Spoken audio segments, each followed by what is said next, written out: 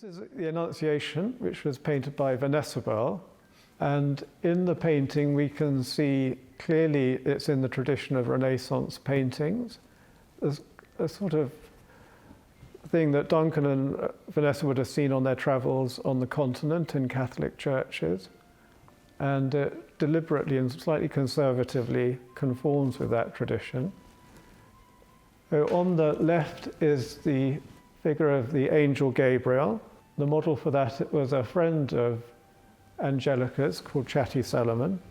And on the right is Vanessa Bell's daughter, Angelica. And Vanessa's used Renaissance kind of symbolism in the painting. And like Renaissance paintings, it's very much about the figures. It's very much portraiture. And the figure on the left of Gabriel takes one back to kind of statuesque figures of ancient Greek temples, perhaps, which were the inspiration behind the Renaissance movement. The artists were illustrating biblical texts. This goes back to the tradition of when congregations were illiterate largely, and therefore it's very important to depict a biblical narrative in a visual way. And of course, by doing so, the artists had the opportunity of introducing their own interpretation into it. So in this scene, the angel Gabriel is delivering the news to the Virgin Mary that she's going to carry God's Son, Jesus. And the initial reaction of Mary is one of fear, and then of humility in the presence of God, and finally submission. So it kind of represents a model, if you like, of how people should approach worship and approach God.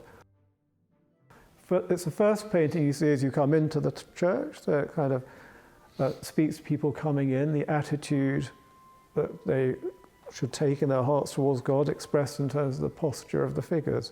It's very tenderly painted by Vanessa.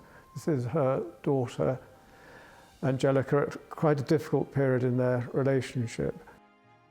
So it's full of motherly tenderness and love, and is thought by many to be one of the most successful paintings in the church.